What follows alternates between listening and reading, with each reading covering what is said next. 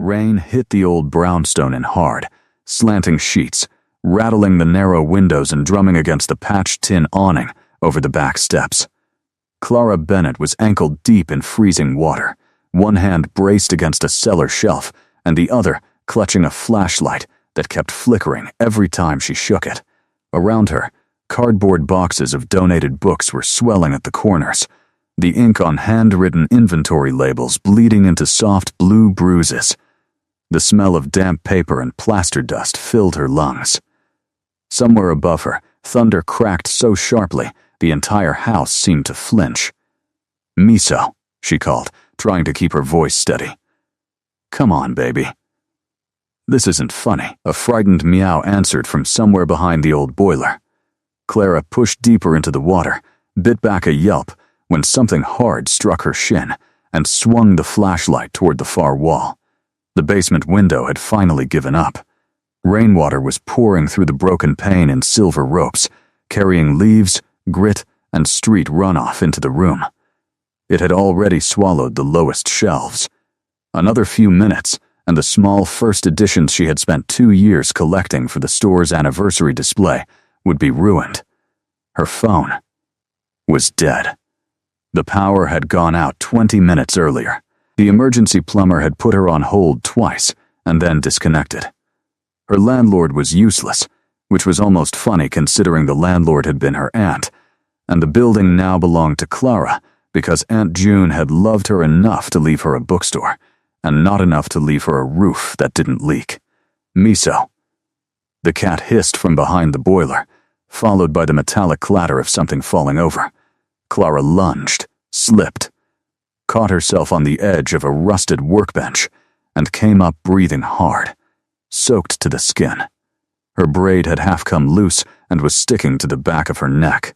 Her oversized college sweatshirt, the one with Bennett books, stitched in faded gold across the front, clung to her arms like wet burlap. She looked at the basement door, then at the window, then at the rising water. She could stay and lose the books, or she could leave for 2 minutes and risk the cat wedging himself somewhere worse. Neither choice felt survivable tonight. Then, she thought of the neighboring house. Everyone on Crescent Lane knew who lived there, even if they pretended not to stare. Roman Vale. Billionaire. Real estate and tech. Old money polished into colder money. The man who had bought the abandoned mansion next door 3 years ago restored it without ever speaking to anyone on the block, and moved through the neighborhood like a rumor in a tailored coat. Delivery drivers lowered their voices at his gate.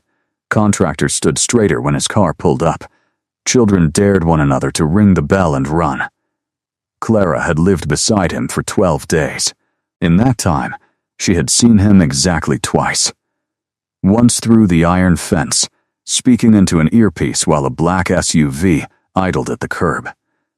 Once from her bedroom window, standing alone on his third-floor balcony in shirt sleeves, looking out at the city as if he had misplaced something in it years ago and never stopped searching. He had not smiled either time. Another crash sounded from behind the boiler, followed by a long, miserable meow. "Okay," Clara whispered to the dark. "Fine, we're doing this."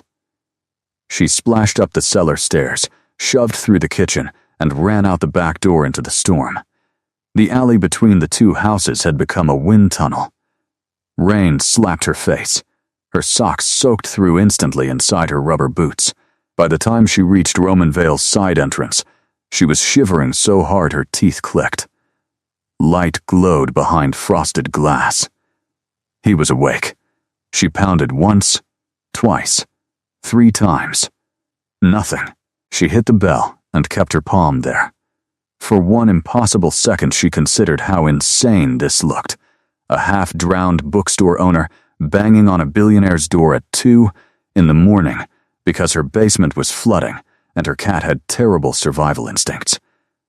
If Aunt June could see her now, she would either laugh until she cried or tell Clara this was exactly why you always keep cash, candles, and a crowbar in the house. Locks turned on the other side. The door opened. Roman Vale filled the frame in a white dress shirt rolled to his forearms and dark trousers that looked absurdly expensive for a man answering a door in the middle of the night. He was taller than Clara remembered, broad-shouldered, all stillness and hard lines. A faint shadow of stubble darkened his jaw. His black hair looked as if he had run a hand through it one too many times. In the amber light of the hallway, his face was less polished than it appeared in business magazines, and somehow more severe. His eyes dropped to her drenched sweatshirt, bare legs, muddy boots, and rain-slick hair plastered to her cheeks. For a beat, neither of them spoke. Then Clara said, much too fast, "I know it's 2 a.m, and I know this is unhinged, and I promise I'm not here to sell cookies or join a cult, but my basement window broke. Half my inventory is floating away. My cat is staging a hostage situation behind the boiler, and if you have either a flashlight that works, a pry bar, or the upper body strength of a morally complicated hero, I really need to borrow all 3. Roman stared at her. Rain blew sideways between them, and then, so briefly she almost thought she imagined it, the corner of his mouth moved. Not a full smile, not even close, but something in his expression cracked. "You came to the right house for only one of those things," he said. His voice was low, roughened by sleep or disuse. Clara couldn't tell which. "Please tell me it's the upper body strength." "It's the flashlight," he said, and stepped aside. "Come in before you freeze. I can't drip on your floor. It looks expensive." "It is expensive."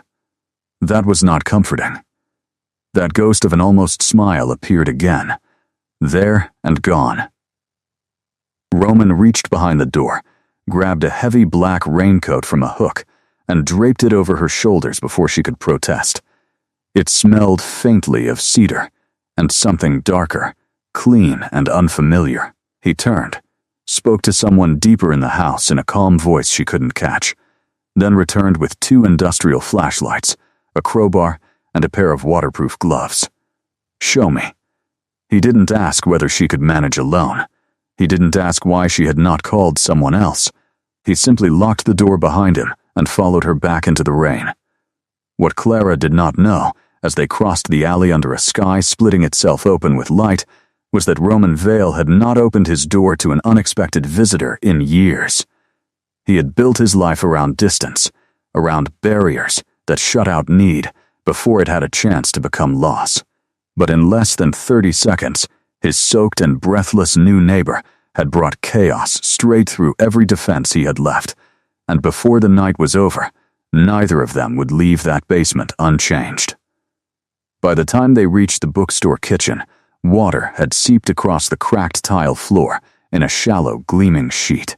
Roman took in the scene with one sweep of his flashlight and one clipped breath. If he was shocked that Clara lived above a store called Bennett Books, with hand-painted shelves and a chalkboard menu hanging beside the back stairs, he did not show it. He only shrugged out of his jacket, set down the crowbar and said, "Where?" "Basement. Watch the 3rd step. It tilts because my aunt believed in character-building home repair." "Your aunt sounds dangerous." She contained multitudes. He followed her down. The basement looked worse under proper light. Water now lapped at mid-calf. Boxes were dissolving into paper pulp around the edges. The window frame had split cleanly at one corner, and cold rain hammered through the gap. Miso's terrified eyes flashed behind the boiler, then vanished. Roman did not waste time with commentary. He stepped into the water fully clothed, shoved one shelf back from the window, and wedged the crowbar into the warped frame. Muscles tightened beneath his soaked shirt. The wood groaned. Clara waded to the first edition display, pulling the driest volumes she could reach and stacking them on a metal cart. Her hands shook from cold and adrenaline. "I know you probably employ entire departments for things like this," she said, lifting a waterlogged carton onto the workbench. "So thank you for not calling security on me. I don't employ people to rescue books at 2 a.m. You should. It's an underserved market." A sharp crack split the air. Roman yanked the damaged section of frame loose and shoved a rubber mat over the opening as a temporary barrier. Rain still leaked through, but the flood slowed from a torrent to a miserable spill. Better, he said. That was, wow. It's a window, not open heart surgery. Still. Impressive. He turned toward the boiler just as Miso shot out from behind it, launched himself at Clara's shoulder, panicked at the sudden height, and bounded directly onto Roman's chest. Roman made a sound Clara would later remember, with embarrassing fondness, pure startled indignation. The cat clawed upward, using several $100s worth of shirt as a mountaineering surface. Oh my God, Miso. Clara lunged, slipped, and collided with Roman hard enough that they both staggered. He caught her automatically, one hand at her elbow, the other somehow securing the cat before either of them toppled into the water. For half a second they were all tangled together, cold rain, wet cotton, cat hair, laughter trapped in Clara's throat. Roman looked down at the furious orange cat, now glaring from the crook of his arm. Miso sneezed directly on his collar. Clara slapped a hand over her mouth. Roman looked at the cat, then at Clara, then at the torn remains of his shirt, and this time he actually smiled. It transformed him. Not completely. The grief did not vanish. The hardness did not dissolve. But warmth moved through his face like light through dark glass, so unexpected and startling that Clara forgot the water around her legs and the storm over their heads. He looked younger for a second, less like a monument, more like a man. There, Clara said softly, before she could stop herself. That's what the neighborhood's been missing. The smile vanished almost at once, as if he had heard her and regretted giving too much away. I'll survive the cat, he said. That's generous. He's never apologized for anything in his life. Miso, traitor that he was, began purring. Together they moved the remaining boxes to higher shelves, set buckets under the steady leaks, and rolled the metal carts toward the stairs. Roman worked with quiet efficiency. Clara worked with the frantic speed of someone calculating what each ruined book might have paid next month's gas bill. She was too cold to feel her hands by the time the worst of it was done. Roman noticed before she said a word. Upstairs. I still have the poetry section. You're shivering. I can shiver and alphabetize. You can do neither if you collapse. There was no room in his tone for argument. It should have annoyed her. Instead, it made something inside her unclench. Maybe because nobody had sounded that certain on her behalf in a very long time. He herded her upstairs with the flashlight angled low to guide her footing. In the kitchen he found towels without asking where she kept them, which suggested he was the kind of man who opened cupboards only when necessary and remembered everything he saw. He also found the ancient kettle Aunt June had refused to replace and set it on the gas stove. The power is out, Clara said. Gas line still works, so does bossiness, apparently. He shot her a look that would have frozen most people. It barely slowed her down. The kitchen was warmer than the basement, though rain still rattled at the old windows. Clara rubbed her hair with a towel, Roman's coat pooling around her boots. Under the overhead emergency light from the battery lantern, the room looked more worn than cozy. Chipped cabinets. A scarred pine table. The bulletin board crowded with flyers for school reading drives, open mic nights, and free tutoring hours in the store's back room. Roman's gaze lingered there. You run these? He asked. Most of them. The reading club. Resume workshop twice a month. Teen writing nights when I can bribe them with enough sugar. Why? She blinked. Because people need them. That's not what I asked. Clara tucked the towel around her shoulders. Because when my mom got sick, the bookstore kept us afloat. People bought gift cards when they couldn't afford books. Teachers dropped off supplies. Mrs. Alvarez from the bakery next door fed me every Tuesday for 6 months and told me not to argue because grief burns calories. So now, I do what I can. The kettle began to rumble. Roman stood very still. And what can people do for you? The question was so direct it nearly embarrassed her. Tonight? Apparently break my basement window and inspire a personal crisis. He didn't smile this time, but something in his expression softened again. Before Clara could say anything else, a voice drifted from the front of the store. Young. Female. Sleep thick and wary. Uncle Roman? Roman turned at once. A girl stood in the doorway between the kitchen and the darkened hallway, wrapped in a gray throw blanket. 14, maybe 15. Slim. Pale from sleep. Curly dark hair mashed flat on one side. Her eyes moved from Roman to Clara to Roman again. Smart eyes. Defensive eyes. I woke up, and your room was empty, she said. Clara's brows rose before she could stop them. Uncle. Roman's face changed in a subtler way than it had with the smile, but Clara caught it. The rigid distance left his shoulders. Sophie, this is Clara Bennett. Her house flooded. I came to help. Sophie looked at Clara's soaked clothes, then at the flashlight and crowbar by the back door. That sounds more believable than most of the headlines about you. Clara made a startled, choking sound that might have been a laugh. Roman, to her astonishment, did not deny it. She has tea? Sophie asked. It's a bookstore, Clara said. That's one of the legal requirements. Within minutes, the three of them were sitting around the pine kitchen table with chipped mugs and steam rising into the dim room.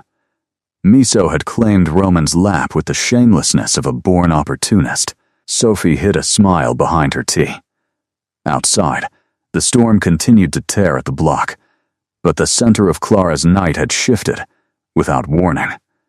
Disaster was still downstairs. The books were still damp. Morning would still bring repair invoices she could not afford. But there was also this, a billionaire in a ruined shirt, a guarded teenage girl wrapped in a blanket, and a kitchen suddenly feeling less lonely than it had in years. What Clara did not know yet was that Sophie Vale had been watching her bookstore from across the alley for days, that Roman had noticed too, and that before dawn broke over Crescent Lane, Clara Bennett's cramped kitchen would become the first place in a very long time where Roman Vale felt something dangerous enough to avoid and irresistible enough to return to anyway. By 6:30 the rain had weakened to a steady hiss. The emergency glaziers Roman called were already measuring the basement window. A cleanup team in dark uniforms had arrived just after dawn with pumps, plastic sheeting, industrial fans, and the kind of competence that made Clara suspect they dealt in disasters for the very rich. She tried 3 times to argue that she could not pay for any of it. Roman ignored her with impressive concentration. You can send me the invoices, she said while one of the workers carried out a ruined shelving panel. I won't. That isn't how money works. It is when I say it is. That is the most billionaire sentence I've ever heard. They stood in the front of the store while the crew worked below. Morning light filtered through the rain-smeared display windows, catching the dust in the air and turning it silver. Clara had changed into dry jeans and a sweater, though her hair still smelled faintly of stormwater and Roman's cedar coat. Roman looked infuriatingly composed in fresh charcoal wool, as if he had not spent half the night knee-deep in floodwater, holding a hostile cat. Sophie sat cross-legged in the children's corner, with a stack of fantasy novels and a blueberry muffin Clara had found in the freezer. She had loosened visibly in the bookstore, though she still startled at sudden noise. When a worker dropped a toolbox downstairs, her shoulders jumped, and Roman's attention snapped toward her on instinct. Clara saw it. So did Sophie, apparently, because she relaxed a second later and kept reading. Uncle Roman only hovers when he's pretending not to, she informed Clara without looking up.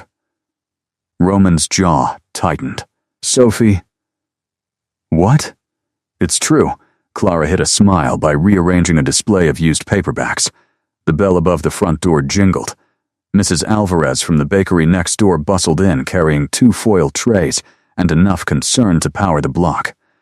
She stopped dead at the sight of Roman Vale standing beside the register, then recovered with admirable speed. "Ah," she said. "So the rumors are true." "There are rumors?" Clara asked weakly. "My niece saw his car in the alley at 3 in the morning. By 4:30, half the street believed you had either been kidnapped by a handsome criminal or secretly married rich." "Neither," Roman said. Mrs. Alvarez's gaze landed on the rip at the shoulder of his shirt, the one Miso had contributed to earlier before Roman changed. Pity. The story was better the other way. Sophie snorted into her muffin. Mrs. Alvarez set the trays on the counter. "Empanadas. The beef ones are for you, Clara, because you forget to eat when you worry. The spinach ones are for the child, because someone has to provide vitamins. And the extra tray is for the repairman because hungry workers become slow workers." "You're a saint," Clara said, kissing her cheek. "I know." Mrs. Alvarez leaned closer and lowered her voice, though not enough. "Is he as rude as he looks?" Roman answered before Clara could. "Only when necessary." Mrs. Alvarez straightened and considered him. "Good. Then perhaps you can be useful. The city inspector never returns calls when the problem belongs to ordinary people." "I'll have someone here by noon," Roman said. Mrs. Alvarez blinked. "Well, that is useful." Word spread quickly after that. It always did on Crescent Lane. By 11, 3 neighbors had stopped by with extension cords, soup, and speculative expressions they tried and failed to disguise. Clara could feel the entire block recalibrating around the impossible image of Roman Vale carrying wet boxes out of her basement before breakfast. He endured the curiosity with the pained patience of a man being forced through a social ritual he neither understood nor respected. But he did not leave. That fact bothered Clara more than she wanted it to, because men like Roman Vale did not linger in battered independent bookstores on weekdays. Men like Roman Vale sent assistants, lawyers, and charitable donations. They did not stand at a crooked wooden counter, drinking bad drip coffee while listening to Mrs. Alvarez explain exactly why the city council had never fixed the streetlights. They did not ask Sophie whether she preferred hardcovers or paperbacks, and then remember the answer 20 minutes later. They did not look at Clara as though the room altered when she entered it. At noon, his phone rang. Roman glanced at the screen, and his face closed by degrees. Whatever softness had found its way into him overnight withdrew behind something polished and distant. He stepped toward the front window to answer, voice low. "Yes." A pause. "I said I'm not coming in." Another pause, longer this time. "No." Reschedule the meeting. His tone could have cut glass. He ended the call and turned to find Clara watching him. Problem? Only if the world collapses when billionaires miss appointments. The world seems disappointingly durable. Sophie looked up from behind her book. That was Gideon, wasn't it? Roman did not answer. Sophie's mouth thinned. He hates it when you ignore him. That makes 2 of us. The edge in Roman's voice was new. Clara filed it away without meaning to. Gideon mattered. Enough to darken the room from 3 words alone. Before she could ask, a man in an expensive navy suit strode past the display window and into the shop, as though doors existed mainly to confirm that he could open them. Mid-40s. Immaculate hair. Smile too white to trust. "Roman," he said, taking in the store with a brief flicker of distaste. "There you are." Sophie went still in the children's corner. Roman's expression chilled further. "You weren't invited. Your assistant said you'd become unreachable." The man finally looked at Clara. And this must be the emergency. Something in the way he said emergency made Clara want to throw him into the damp mystery section. "I'm Clara Bennett," she said instead. "Gideon Shaw." His handshake was precise and cool. Old friend of the family. Business partner. Reluctant scavenger of Roman when he disappears from civilization. Roman's voice dropped half a degree. "Watch yourself." Gideon smiled without warmth. "I'm simply surprised. You've ignored 3 board calls and postponed a signing for this?" His gaze swept the shop again. Charming, though economically inefficient. Clara folded her arms. You should embroider that on a pillow. Sophie coughed to hide a laugh. Gideon's eyes moved between Clara and Roman, calculating. I see. Roman stepped closer, not touching Clara, not needing to. Outside, but Gideon had already spotted the rolled site plans one of the cleanup workers had set near the register by mistake. He looked at the building directory pinned beside them, then through the front window at the row of brick storefronts stretching down Crescent Lane. Something like satisfaction crossed his face. Well, he said softly, this simplifies several conversations. Roman's entire body hardened.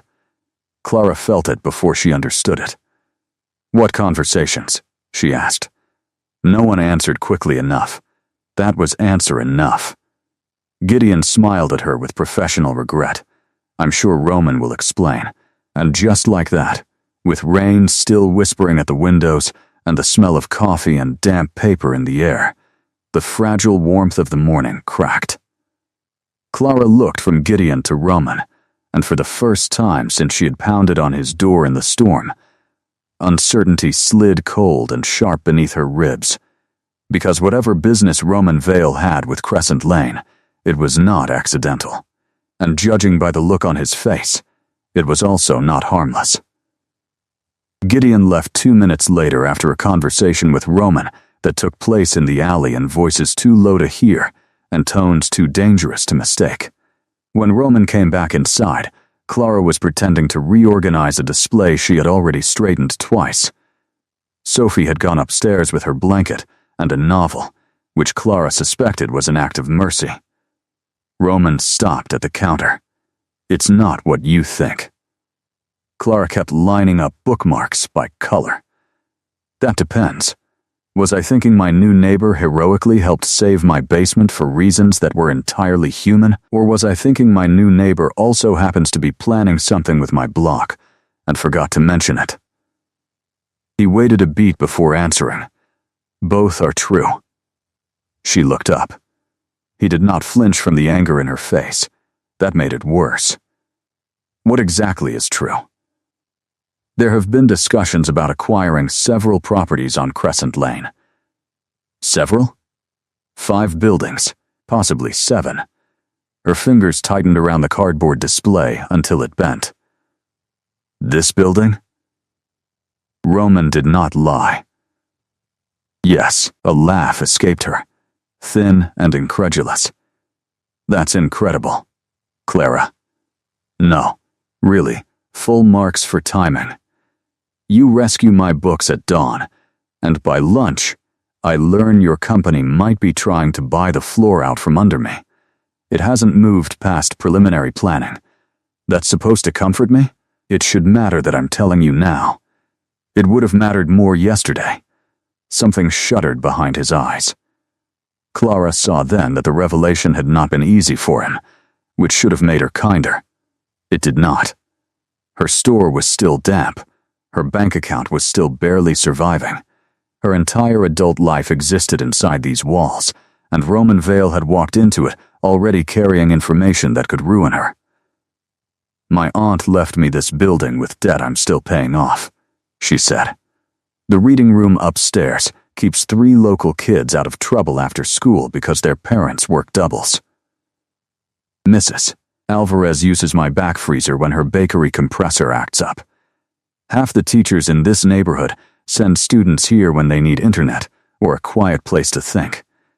So if you're about to tell me there's some elegant corporate word for demolition that doesn't sound ugly in a boardroom, save it. His jaw flexed. I wasn't going to say demolition.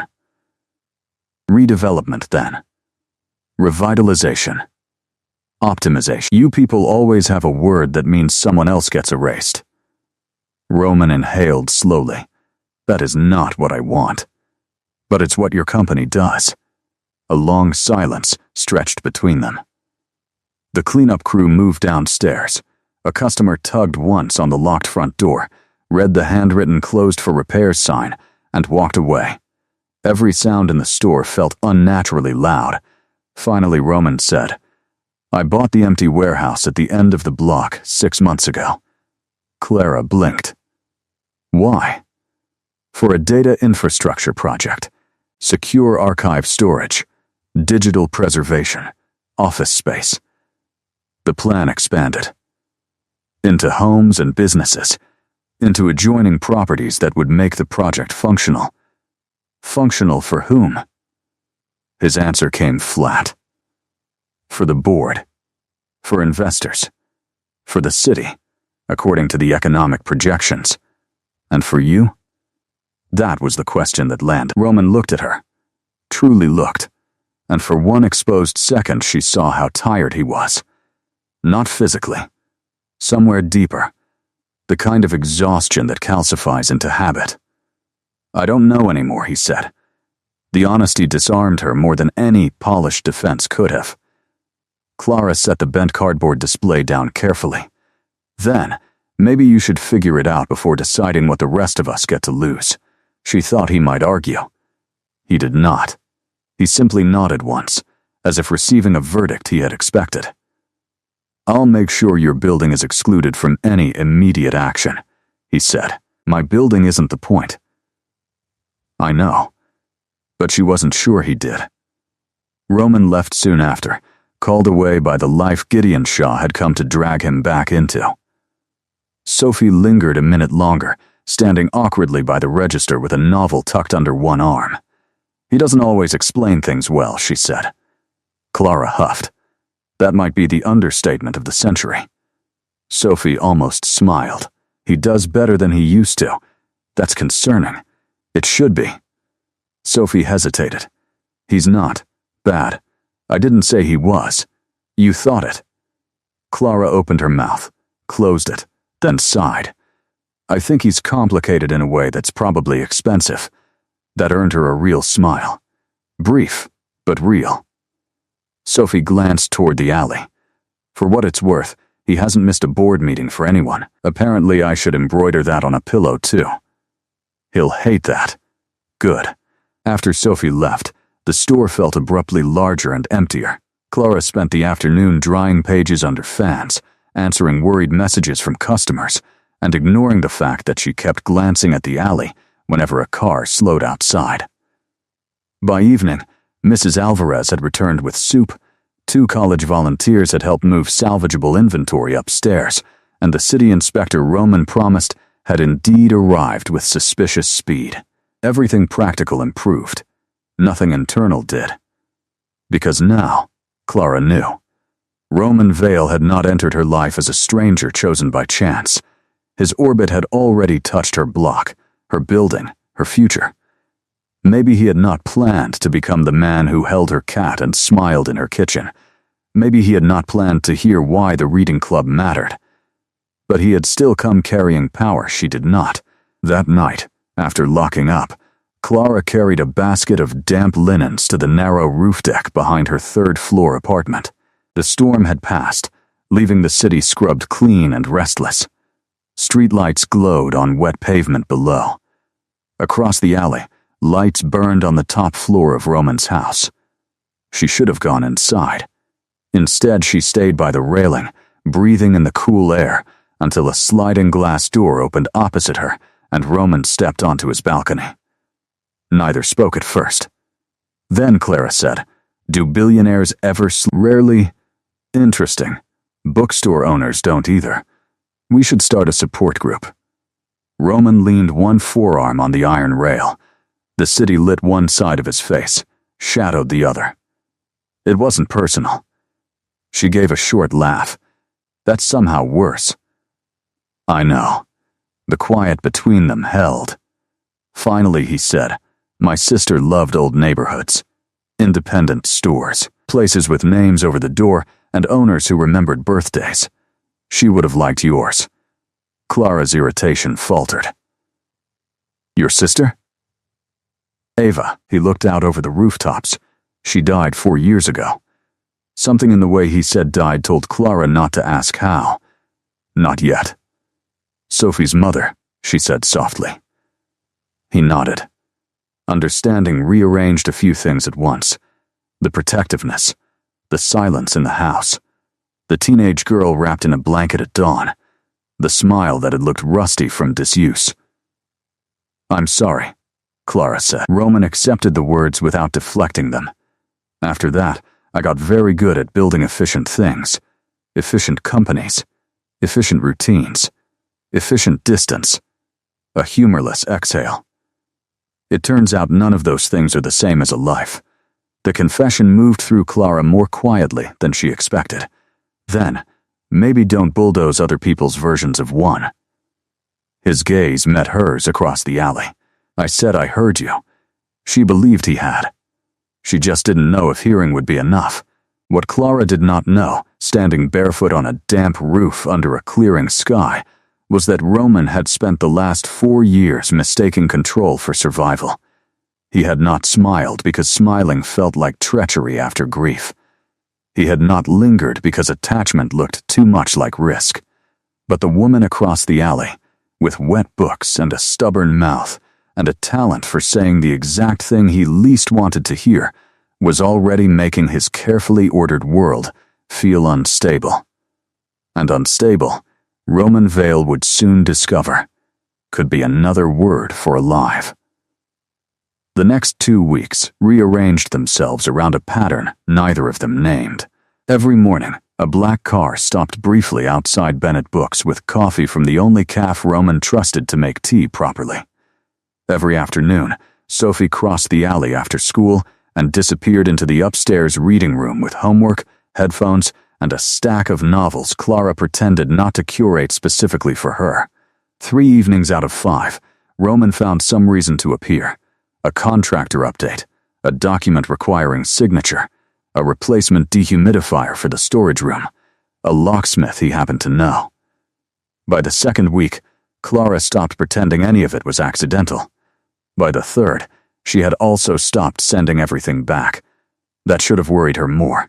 Instead, she found herself waiting for the soft chime of the shop bell at exactly 6:20, when Roman's schedule loosened just enough for 10 borrowed minutes. He never stayed long at first. He would stand near the front counter in a dark suit, loosened by the day, one hand in a coat pocket, and ask how the wall repairs were going, or whether the teen writing workshop needed more folding chairs. Then, he would watch her while she answered, as if some part of him still could not quite believe she spoke to him this way, without filtering herself. Clara had never filtered herself well. "Your tie looks like it's losing a fight," she told him one evening as he stepped in from the cold. "It's called texture. It's called a cry for help. It was selected by a professional. Then you should ask for a refund." He looked down at the silk tie, then back at her. "You're relentless.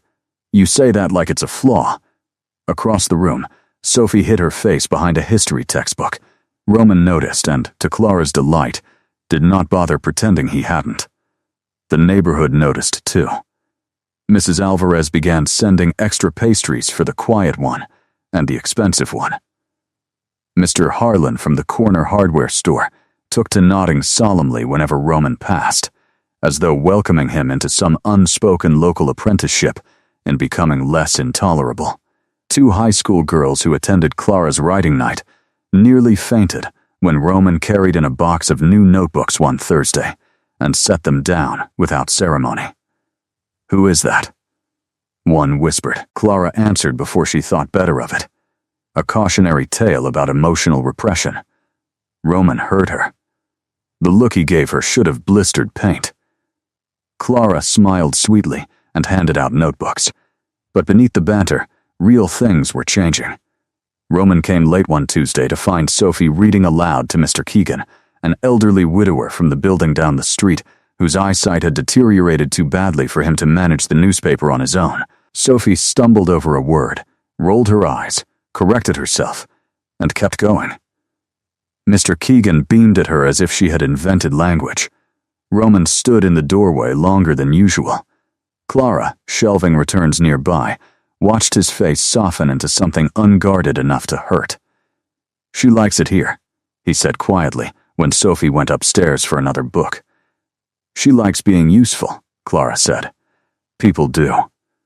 Roman's gaze stayed on the stairwell, She barely spoke at school last year. Clara paused. Last year was last year. It's not that simple. No, she agreed. But sometimes it starts with one room where nobody asks you to be impressive. He looked at her then in that focused way he had, the one that made her feel both seen and unsettled. Is that what this place is for you? Clara rested her palms on the top of the cart. It's what I wanted it to be. And is it? She almost answered lightly. Almost. Most days. On bad days it's a leaking building, unpaid invoices, and me negotiating with printers who think exposure is a currency. But yes, mostly, it is. Roman nodded once, as if filing that truth beside all the others he collected about her. The board situation, meanwhile, had not disappeared. It had simply gone quiet, which Clara mistrusted more. Newspaper listings began mentioning strategic redevelopment interest in the district. A city council agenda included a discussion of commercial zoning variances near the warehouse. Gideon Shaw's name surfaced in 2 articles about urban revitalization initiatives. Each item by itself meant little. Together they felt like weather changing far off at sea. When Clara asked Roman directly whether Crescent Lane was still at risk, his answer was always technically reassuring and emotionally maddening. No decisions have been finalized. You sound like a hostage video. I'm trying to be accurate. Try harder. He never got angry when she pushed. If anything, the pressure seemed to pull honesty out of him in strange, reluctant increments. One night, nearly a month after the storm, Clara found him in the poetry aisle with an open book in his hand. She stopped short. Are you reading Mary Oliver in secret, Mr. Vale? He closed the book halfway. I was checking the paper quality. That is the least convincing lie you've ever told. I've told very few lies. That explains why you're bad at them. He looked down at the page again. My mother used to read poetry aloud when we were children. Clara leaned against the end cap shelf. Used to. She lives in Geneva now. The words carried no bitterness, only distance. Philanthropy, board memberships, winters somewhere warmer than accountability. And your father? Roman shut the book. Gone. Dead, Clara thought immediately. Then, from the shape of his silence, corrected herself. Not dead. Gone in the more deliberate sense, absent by choice. The distinction mattered. I'm sorry, she said. Don't be. He made room for better people. The answer came too quickly to be casual. Before Clara could respond, Sophie thundered down the stairs and announced that the school's winter fundraiser was seeking auction donations, and before you both say no, you should know they already got a signed guitar from someone's washed-up uncle in a band, so the standard is low. Roman blinked. How is that an argument? It means you can't embarrass yourselves much. Clara laughed. What exactly are you asking for? Sophie planted her hands on her hips. You, she said to Clara, could donate 1 year of the Young Reader's subscription box because your taste is weird but useful. And you, she said to Roman, could donate billionaire things. Roman's expression went blank. Define billionaire things. Lunch with a CEO. Courtside tickets, one of your fancy watches. A signed contract promising not to ruin local businesses for at least 12 months. Clara turned away to hide her laughter. Roman astonishingly asked, would that last item increase the bidding? Massively, Sophie said. For a second, Clara thought the moment might break him. Then the sound came. Small, rusty, incredulous, but unmistakable. A laugh. Not the soft, almost smile from the basement. Not the brief crack of amusement Miso had clawed out of him. A real laugh. It lasted maybe 2 seconds. It was enough. Sophie froze, eyes wide. Clara's breath caught. Roman himself looked faintly startled, as if the sound belonged to a younger version of him and had simply wandered back by mistake. There, Sophie said quietly, and then louder, because tenderness embarrassed her. See? Not medically impossible. Roman collected himself with visible effort. You're both impossible. Maybe, Clara said, but not wrong. Later that night, after Sophie had gone home ahead of him, Roman stayed to help Clara move a shipment of donated shelves upstairs. The work was an excuse, and they both knew it. The apartment above the store was modest, full of books stacked in columns beside the couch, and framed photographs tucked into every available corner. Roman paused at one near the kitchen lamp, Clara at 16, braces and all, beaming beside a middle-aged woman with sharp eyes and bright lipstick. "My aunt," Clara said, setting down her end of the shelf. June Bennett. She believed all respectable arguments should be held over pie. "She sounds formidable." "She was impossible," Clara said, smiling. "And generous, dramatic, stubborn, badly organized, and right about almost everything after enough time had passed to annoy me." Roman studied the photo a moment longer. "You miss her?" "Every day." He nodded as though he understood daily missing in exact units. Clara watched him under the warm apartment light, tie gone, sleeves rolled, expensive watch catching gold at his wrist. The contrast between his life and hers should have shouted. Instead, what she felt most strongly was the ease settling between them when neither tried to control it. Dangerous, she thought. Then Roman looked up from the photograph and asked, "Why didn't you leave?" The question caught her off guard. "Leave what?" "This neighborhood. The store. The debt. It would have been easier." Clara leaned against the shelf, because easier and better aren't the same. "Because my mother used to bring me here every Saturday and tell me books were cheaper than therapy and nearly as useful. Because Aunt June built this place one bargain bin at a time after her divorce, when everyone expected her to fail.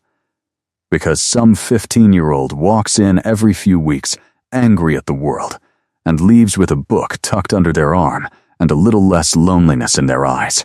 Take your pick." Roman's gaze held hers. "You make staying sound like courage. Sometimes it is. And sometimes it's just love with nowhere else to go." He did not answer. He crossed to the window instead and looked out toward the alley, where his house stood lit in cool, clean squares across from her warmer chaos. When he turned back, his face had shifted into that unreadable stillness he used when something mattered too much. "I don't want to be your enemy, Clara." She believed that too, but belief was not the same as trust. Then, "Don't act like one," she said. He left 5 minutes later with a good night too quiet to analyze. Clara stood at the window long after his door closed across the alley. Something was happening between them. Something neither sensible nor temporary. She knew it in the way her pulse changed when his car pulled up, in the way Sophie had started looking at her as though Clara might become part of a map she needed, in the way Roman's laugh had lodged itself under Clara's ribs and refused to leave. What Clara did not know, while she washed mugs and restacked invoices and tried not to imagine Roman in her kitchen when he was no longer there, was that Gideon Shaw had already decided she was a problem. Not because of the store, not even because of Crescent Lane, but because Roman Vale, who had once treated attachment like a weakness other people could afford, was beginning to choose where he spent his unguarded hours.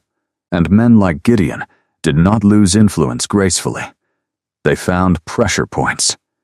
Then, they pressed. The pressure arrived wrapped in bureaucratic language.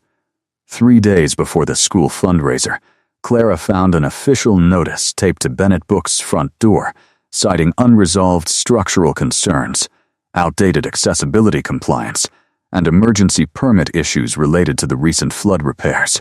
It ordered partial closure of the second floor until reinspection, and threatened broader penalties if improvements were not completed within 30 days. Clara read it twice, then a third time, standing in the cold with her key still in the lock.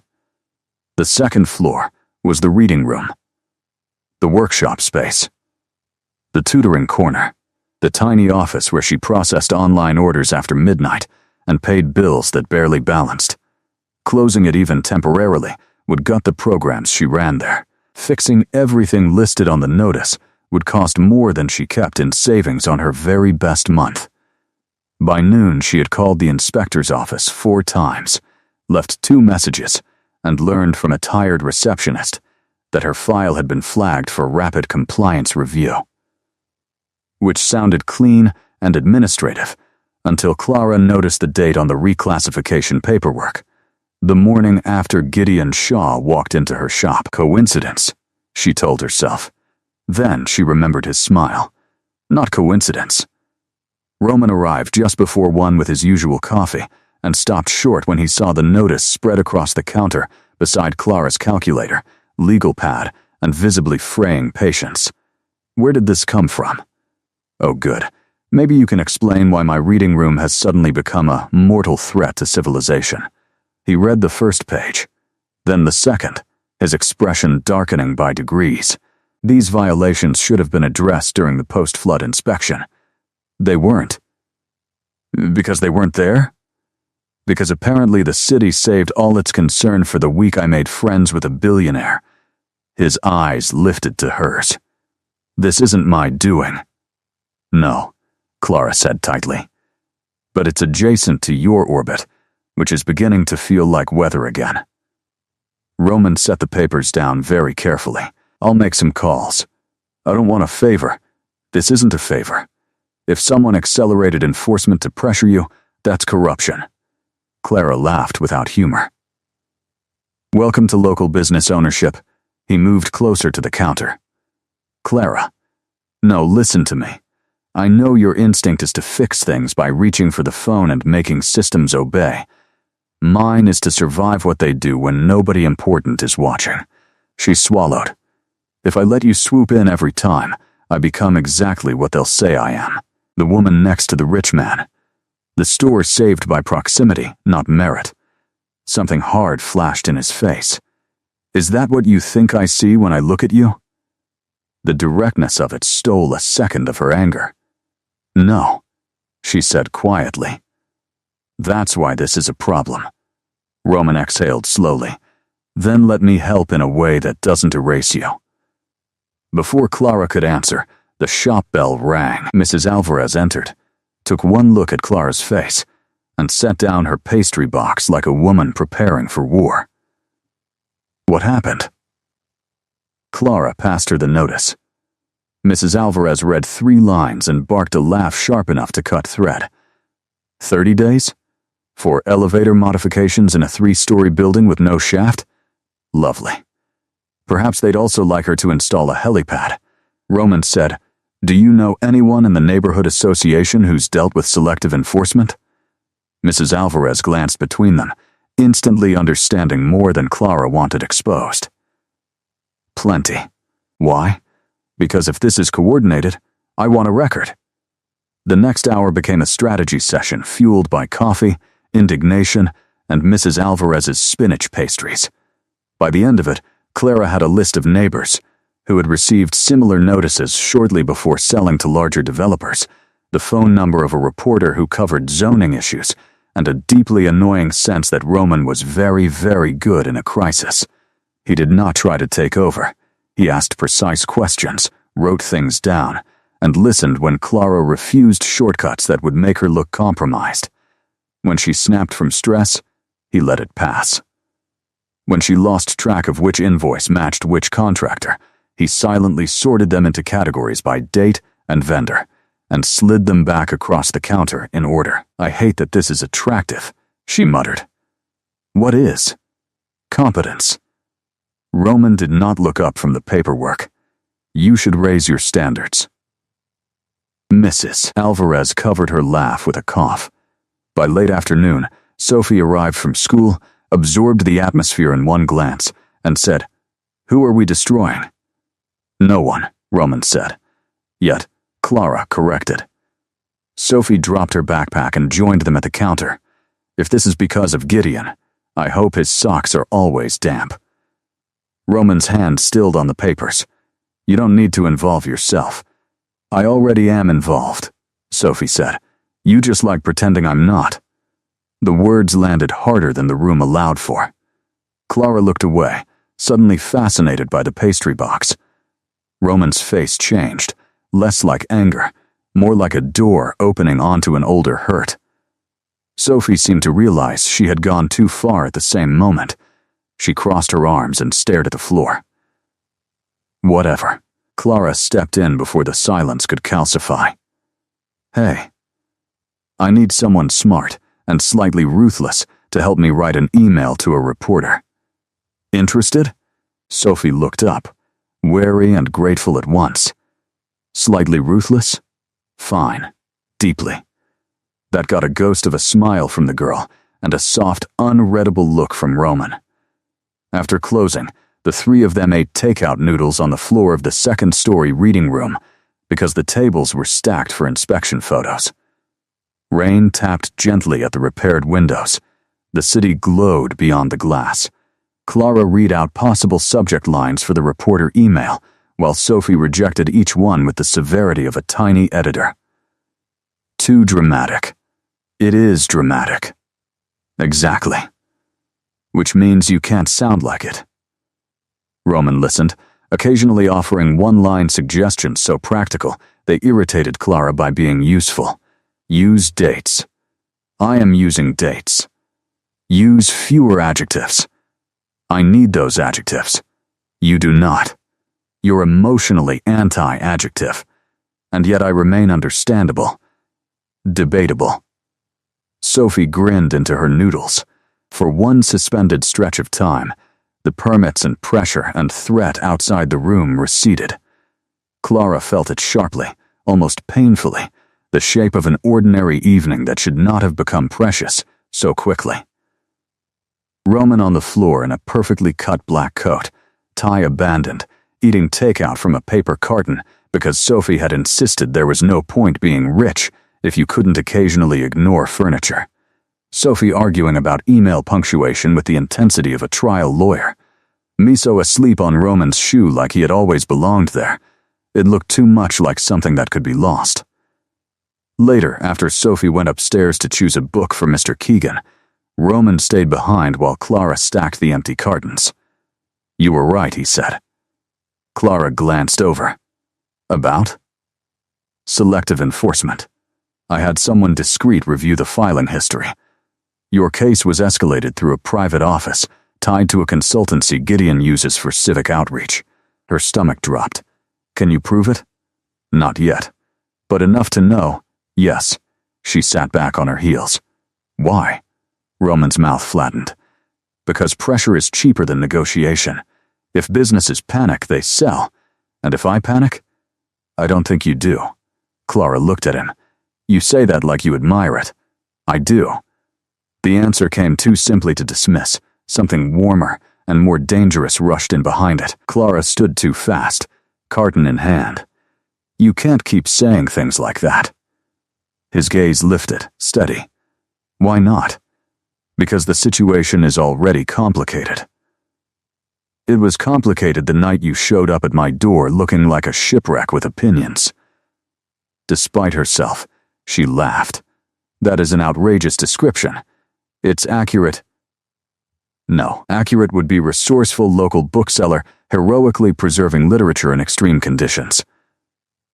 Roman took one step closer. Fine.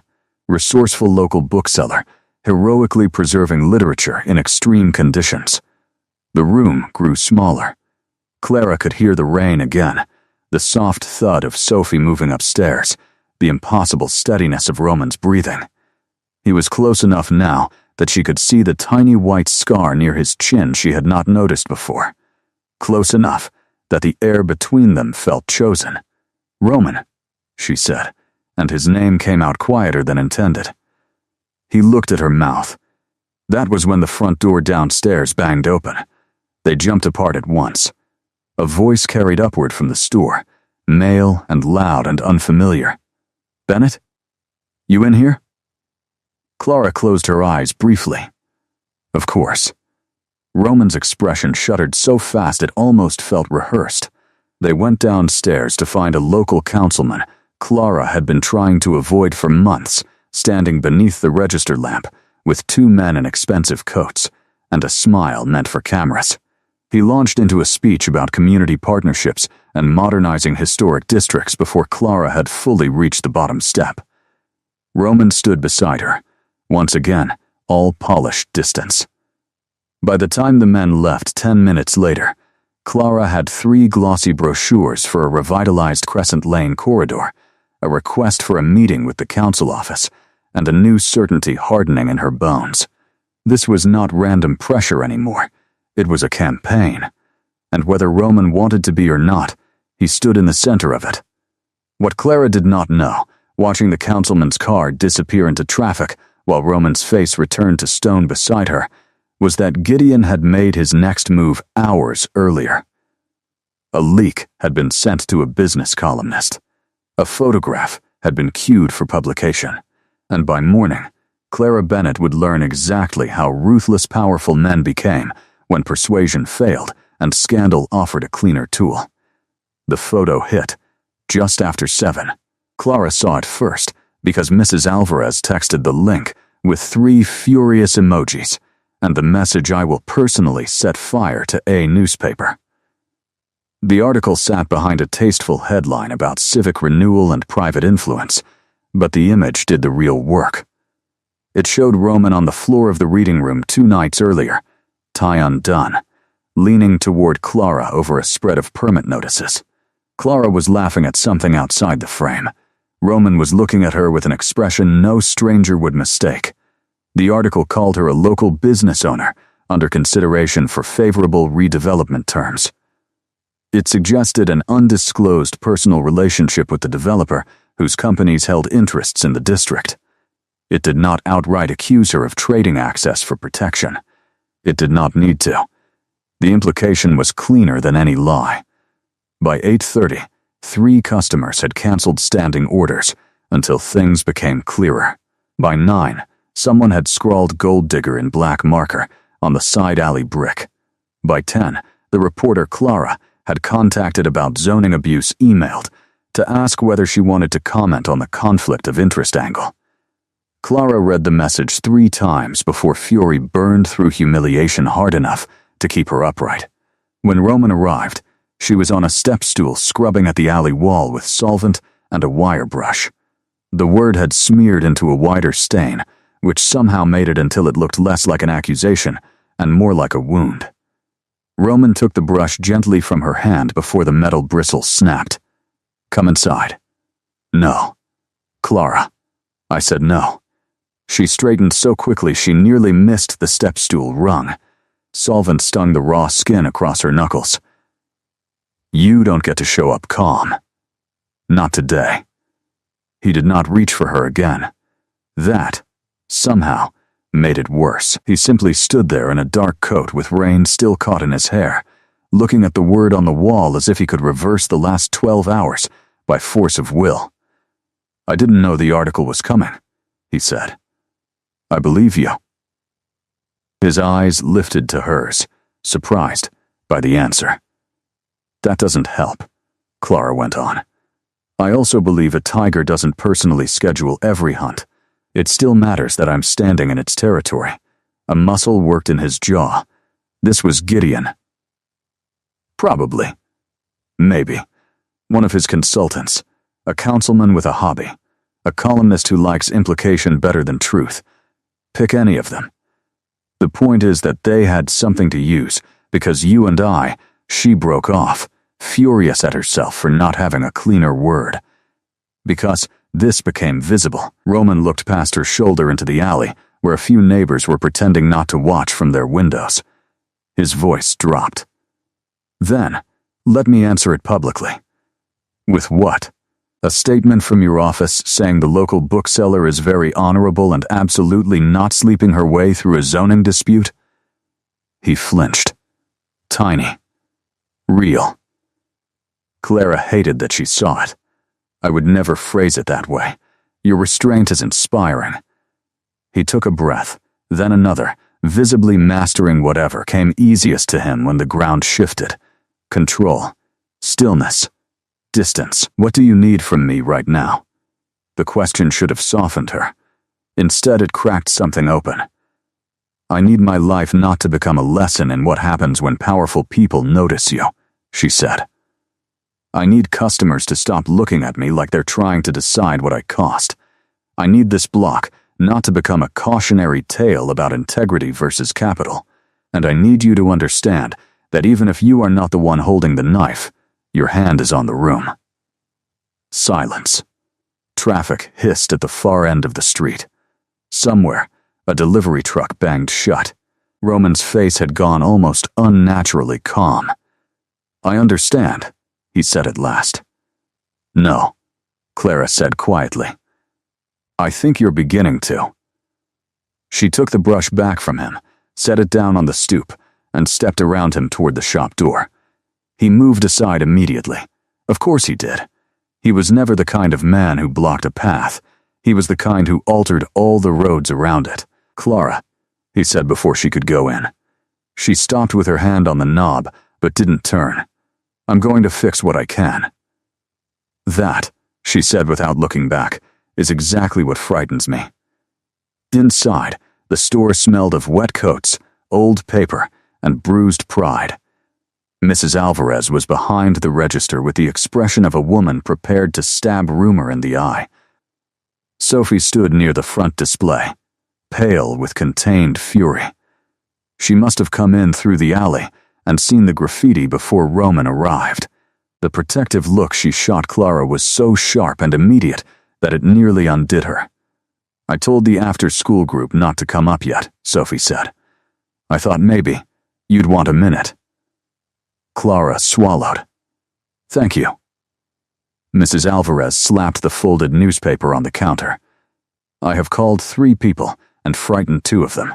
The third is a printer's widow who knows everyone at the Chronicle and says the columnist has always confused gossip with analysis. That's oddly comforting. It is meant to be." Sophie folded her arms. "He did this because he wants Uncle Roman to back off." Clara gave her a tired look. "You can say his name. It won't summon him like a demon, unfortunately." Sophie's mouth twitched, but only briefly. "He thinks if he makes you look opportunistic, then anything you say about the permits sounds personal instead of true." Which, Clara thought grimly, was exactly correct. By noon, the story had spread as far as the neighborhood school chat, the bakery line, and every social media account in a 5-mile radius dedicated to pretending civic corruption was a personality. Clara answered no messages. She stocked shelves with mechanical precision, then restocked them after putting half the returns in the wrong places. Roman did not come back. At 1:30, a woman in a camel coat and sensible heels entered the shop carrying a notebook instead of a phone. Mid-30s. Dark hair twisted into a low knot. Intelligent eyes that looked as if they had once missed nothing and then chosen to miss less. "Clara Bennett?" she asked. Clara braced. "Depends who's asking." "Leah Moreno." "City Ledger." She held up a press card. "I'm the reporter you emailed about the permit escalation." Mrs. Alvarez materialized from the back with 2 coffees and the expression of a bouncer evaluating moral character. "I'm staying." Leah glanced at the article on the counter, then at the faint dark smudge visible through the alley door window. Understanding sharpened her face. "I can imagine this is a bad time." "That makes one of us," Clara said. Leah didn't smile. The column this morning was lazy, which is useful for me because lazy people leave seams. That got Clara's attention. Leah opened her notebook. "I've spent the last 2 hours looking at property notices issued on Crescent Lane over the past 18 months. Your building isn't the only one that got a sudden conscience from the city after resisting a purchase offer." Mrs. Alvarez leaned in. "I said it." "You did," Clara admitted. Leah nodded. "There's a pattern. Small businesses receive enforcement notices after preliminary acquisition conversations stall. Same consultancy involved in 3 of the filing chains. Same council liaison copied twice. I can't print corruption without documents, but I can print timing, overlap, and motive." "And the article about me?" Clara asked. Leah's mouth flattened. "That's there to muddy the water before I do." A beat passed. Then Clara said, "All right." Mrs. Alvarez shot her a quick glance. "All right?" Leah repeated. "I'll talk," Clara said. "On the record. But not about my personal life. About the permits, the pressure, and the fact that independent businesses seem to become public safety concerns only when wealth wants a cleaner map." Leah uncapped her pen. "That I can use." The interview lasted 40 minutes. Clara gave dates, copies of notices, photographs from the flood inspection, names of neighbors who had received suspiciously timed citations, and one very pointed explanation of why the reading room upstairs mattered to more people than a spreadsheet would ever count. She did not mention Roman, except where his company's proposed interests were already a matter of public record. She did not mention the alley, the coffee, the laugh, or the way his hand had once settled at her elbow in a flooded basement, as if steadying her had not required thought. By the end, Leah closed the notebook and said, "Whatever else is happening, this part is real. That matters." Clara almost laughed. Apparently reality is having a bad week. It usually does before someone bothers to print it. After Leah left, the afternoon brought a different kind of traffic. Mr. Keegan arrived with a stack of petitions from the senior center demanding the reading room remain open. 2 teachers from the elementary school dropped off a letter signed by parents who used the bookstore tutoring corner. A florist from the next block sent white chrysanthemums with a note that read, "For the record, your shelves have more integrity than the council." By 5, Clara's humiliation had not vanished, but it had been forced to make space for something sturdier. People knew her. That had always been the point of staying. Roman's car stopped outside just after closing. Clara saw it through the glass and kept counting the register. Mrs. Alvarez, who had appointed herself emotional customs officer, watched both of them and muttered, "If he is here to be noble, I am charging admission." He entered quietly. No entourage. No umbrella held over his head by anyone else. Sophie stood behind him in her school blazer, having apparently insisted on coming. Her face was set. "I told him if he said one stupid thing, I was leaving with the cat," she announced. "An excellent policy," Clara said. Roman's gaze moved over her as if checking for visible damage and finding too much anyway. "I've removed every one of my companies from active negotiation on Crescent Lane pending an independent review." Clara said nothing. "I also requested an emergency board meeting for tomorrow morning." Mrs. Alvarez snorted. "Requested? Darling? With your face, you summoned one." A faint line appeared between Roman's brows. "Probably." Sophie folded her arms tighter. "Tell her the rest." Roman reached into his coat and set a slim file on the counter. The photograph in the column came from a private security contractor hired through one of Gideon's shell consultancies. "My internal review found the invoice chain." Clara stared. "You have proof?" "Enough to force disclosure. Not enough yet to prosecute." Mrs. Alvarez looked disappointed by the last part. Roman went on. "I also know the permit escalations were routed through the same consultancy. Leah Moreno will have corroboration from a source in the records office within the hour." Clara blinked. "You gave it to her?" "I gave it to a lawyer who gave it to a compliance officer who strongly believes in leaving documents where journalists can legally find them." Despite everything, Clara almost smiled. Almost. Roman's expression did not change. "I am not asking for gratitude." "Good. I am asking you not to mistake silence for indifference." That struck too close. Clara set the till tray down. "Then stop going silent at the exact moments when power matters most." Something flashed across his face. Anger, maybe, but aimed inward. Sophie looked between them with the exhausted patience of a teenager whose adults were underperforming. "You two are impossible," she declared. "And for the record, if either of you says it's complicated again, I'm moving to Iceland." Mrs. Alvarez patted her shoulder. "Take me with you." The absurdity cracked the tension just enough to let everyone breathe. Roman rested his fingertips on the file. Tomorrow's board meeting decides whether Gideon keeps any influence over this project. If I fail, he'll push harder. If you fail, Clara said, he'll push harder at you. He's already trying to. Roman's gaze held hers. I know. And if you win, then the project as it exists ends. The store went very quiet. You'd do that?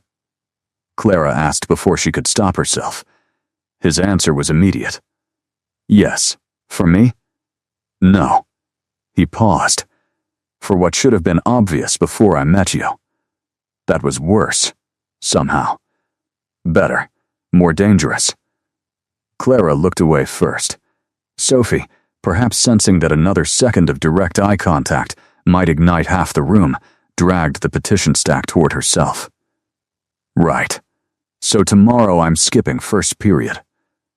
No, Roman and Clara said together. Sophie lifted a brow. Wow. Co-parenting already. Disturbing. Mrs. Alvarez cackled. Even Roman's mouth betrayed him for a fraction of a second. Later, when the store was locked and Sophie had gone upstairs to finish homework in the reading room, Clara found Roman standing alone in the alley beneath the cleaned brick wall. The black smear where the word had been was still visible if you knew what had been there. The streetlights turned the damp pavement bronze. You didn't have to wait, she said. He turned. I know. Then why are you here? His hands stayed in his coat pockets. Because if tomorrow goes badly, I wanted one honest minute before the next performance begins. Clara stepped down from the stoop. The alley felt narrower than ever. That sounds ominous. It's a boardroom. Ominous is business casual. She laughed softly despite herself. Roman watched the sound happen, and something in him eased. I have been very good for a long time at becoming whatever a room requires. Efficient. Controlled. Unsurprising. His voice lowered. You are the first thing in years that has made that feel unbearable. The words settled between them with nowhere to go but deeper. Roman, she said, because there were no useful sentences after that. I know the timing is terrible. Spectacularly. I know this may sound like pressure. It does. His eyes closed briefly. Then let me say the part that matters, and you can be angry afterward. I should have told you sooner about the project. I should have protected you sooner from Gideon. I should have understood sooner that helping you was never the dangerous part. He looked at her again, stripped of polish in a way she had only glimpsed at 2 a.m, and on a roof under clearing skies. The dangerous part was how quickly you began to matter. Clara's pulse went unsteady. The alley held its breath. And then, because she was Clara, and because truth had always cost less than pretending in the long run, she said, You matter to me too. That's why I'm furious. 1,000 things moved across his face and resolved into one quiet, astonished stillness. He took half a step forward. Stopped. May I? No one had ever made 3 letters sound that careful. Clara nodded once. His hand rose to her cheek as if he had rehearsed restraint his entire life for this exact touch. Warm fingers. Cool night. His thumb barely brushed the edge of her jaw before his mouth found hers. The kiss was not explosive. It was worse. It was patient, reverent, and ruinously precise, as though he understood the value of measured things and had finally chosen to spend one. Clara's hand curled in the front of his coat before she realized she was moving. He kissed her once, then again, deeper now, all the withheld feeling in him turning from distance into focus. When they finally pulled apart, both of them were breathing like the alley had tilted. From the 3rd-floor roof deck above them, a voice called down with perfect timing. If either of you pretends that didn't happen, Sophie shouted, I will absolutely move to Iceland. Clara dropped her forehead to Roman's shoulder and laughed helplessly. Roman, to his credit, laughed too. It was the sound that carried Clara through the next day. The board meeting began at 9 and leaked into headlines by 10:30. Clara did not attend. She opened the store instead, because some acts of resistance were practical. Mrs. Alvarez occupied the armchair near the register like a revolutionary ant. Sophie sat at the children's table pretending to do math homework while checking her phone every 30 seconds. Leah Moreno arrived at 11 with a draft alert on her screen and asked if she could wait for comment. By then, the whole neighborhood seemed to understand that something decisive was happening somewhere expensive and far away that would determine whether their block remained itself. At 11:20, Sophie's phone rang. She looked at the screen, then at Clara. It's him. Answer. Sophie put it on speaker without warning. Roman's voice came through, clipped by movement, as if he were walking fast. Sophie? I'm here. A beat. Is Clara with you? Yes. More movement. A door. Then silence sharp enough to mean privacy. It's done, he said. No one in the store breathed. Roman continued. Gideon is out. 2 board members resigned rather than defend the procurement chain. The redevelopment plan for Crescent Lane has been formally terminated. Effective immediately, all acquisition activity is frozen pending independent audit. Mrs. Alvarez crossed herself. Blessed Mother. Clara gripped the edge of the counter. And you? A pause she would remember for a long time.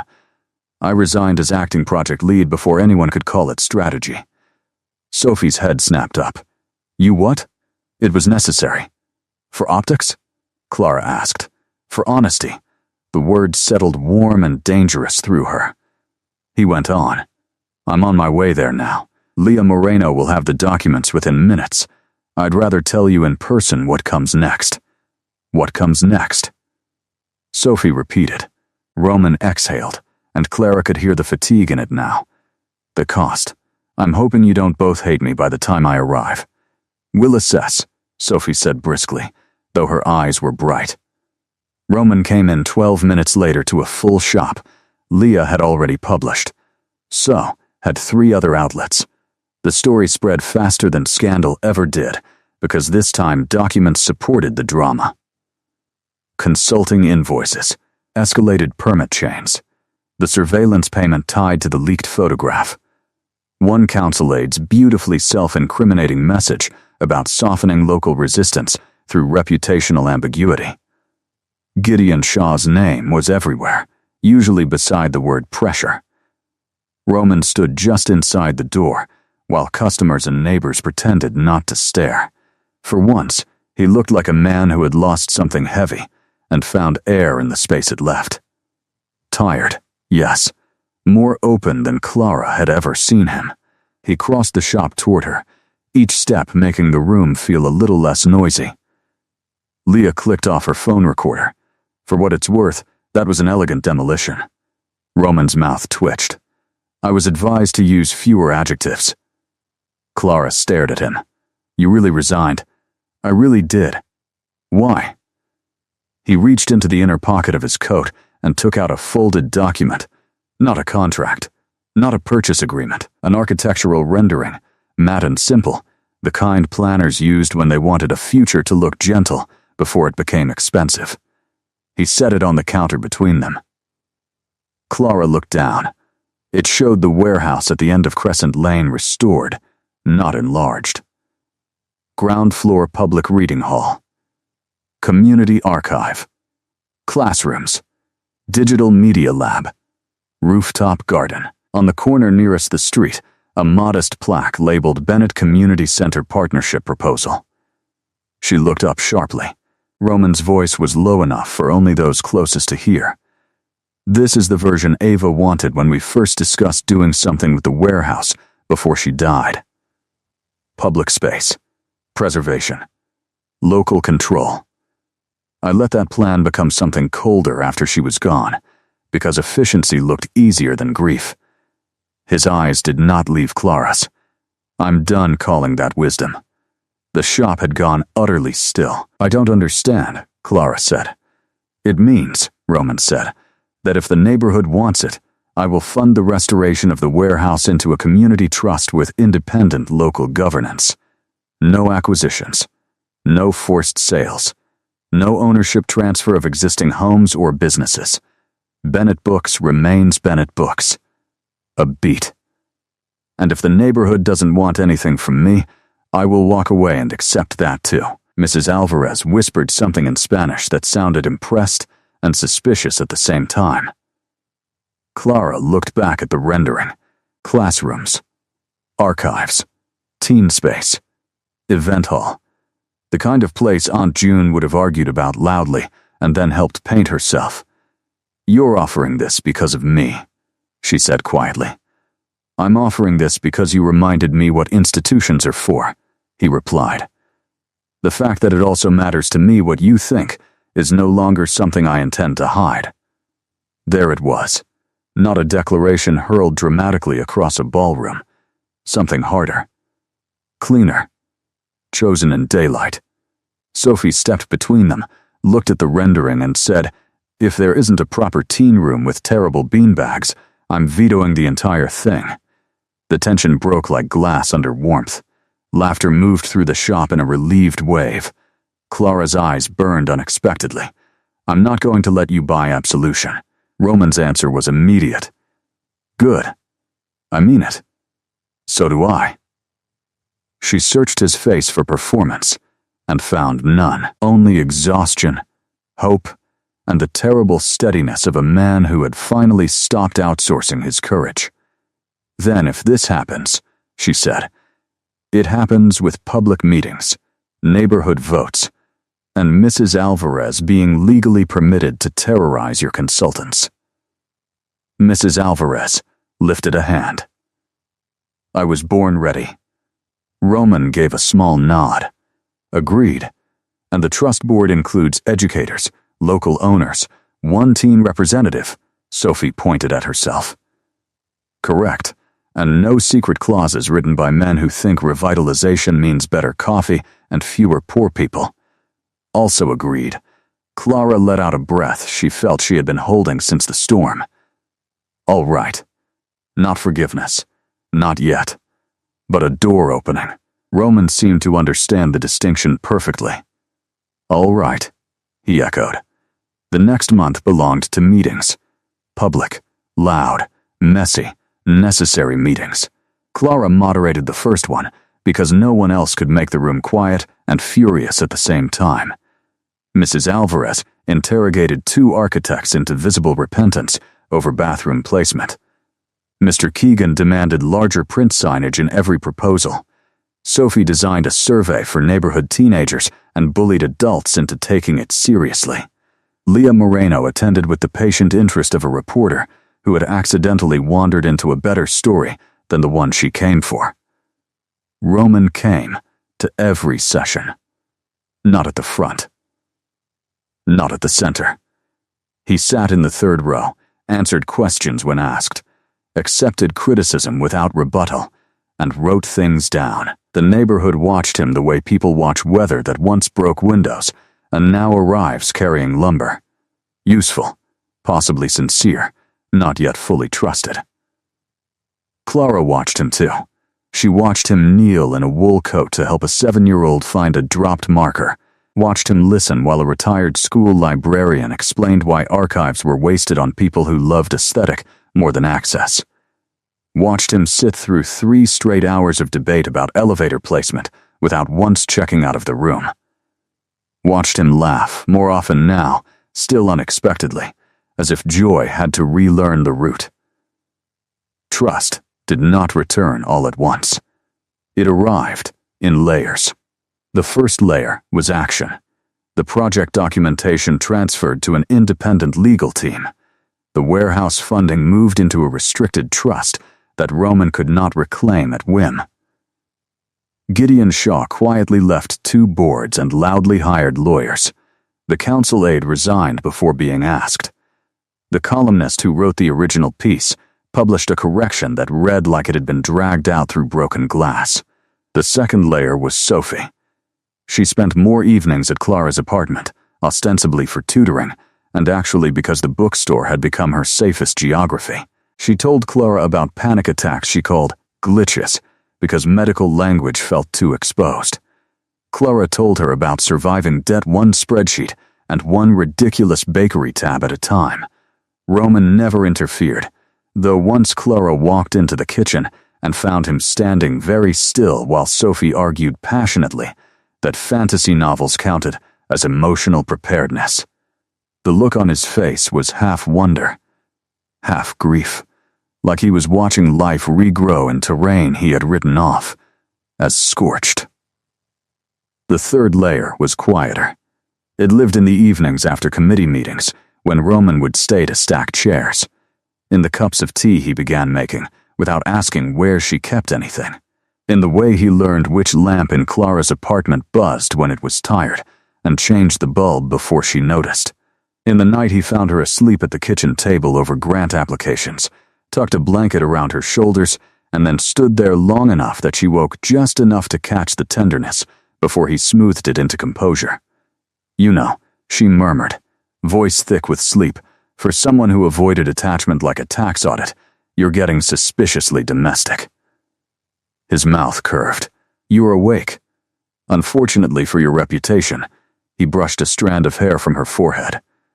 "Go to bed, Clara." Bossy, exhausted, she caught his wrist before he could pull back. "Stay?" The word surprised both of them. Roman's gaze searched hers carefully. "Are you sure?" "No," she said honestly, "but I'm sure about wanting you here." So he stayed. Not in the dramatic sense, not with declarations flung at the moon. He simply sat at the table while she finished the grant application, then followed her to the couch when she curled beneath the blanket and made room without asking. They fell asleep there sometime after midnight, Clara with her feet tucked under his leg, and Roman startling awake once at 3, as though peace had become a noise he needed to identify before trusting. By winter's first hard frost, the warehouse trust had a name, Ava House Community Center, after Sophie asked one brutal, obvious question at a planning meeting. If this is the good version Uncle Roman forgot how to build, why are we pretending it belongs to anything else? No one had a better answer. The naming hit Roman harder than he expected. Clara knew because he went very still when the vote passed, and only exhaled when Sophie slipped her hand into his for half a second under the table. He looked at Clara across the room then, eyes bright in a way he would once have turned from, and she loved him a little more for not doing it now. She knew it was love before she said it. Knew it in the shape of her days, bending naturally around his presence. In how his silences no longer felt like absences, but specific languages she had learned to hear. In the way he asked for her opinion before making choices that had nothing to do with business and everything to do with becoming a man who wanted witness, not just results. In how he looked at Sophie when she laughed with her whole face, and how he no longer seemed frightened by the fact that he could lose people because he had accepted, finally, that the alternative was not safety. It was emptiness, she told him on a Tuesday so ordinary it became sacred. The bookstore was closed. Snow pressed soft against the windows. They were on the roof deck wrapped in blankets, sharing a slice of bakery pie Mrs. Alvarez insisted was structurally important to winter morale. Across the alley, lights glowed in Roman's house. Below them, the block slept under white and gold. Roman was saying something about a donor agreement when Clara interrupted. "I love you." He stopped. Not dramatically, not with theatrical surprise, just stopped, as if every moving part in him had received one command at once and obeyed. Clara felt suddenly, absurdly calm. "I know this is not strategic timing. I know you were in the middle of a sentence about restricted funds. But I'm tired of pretending it's implied." Roman set the plate aside very carefully. The city seemed to withdraw around them. "Say it again," he said, and his voice was rougher than she had ever heard it. She smiled. "I love you." He closed his eyes once, briefly, like a man hit cleanly by truth he had wanted and feared in equal measure. When he looked at her again, there was nothing distant left in him. "Clara Bennett," he said softly, "I loved you before I had any right to.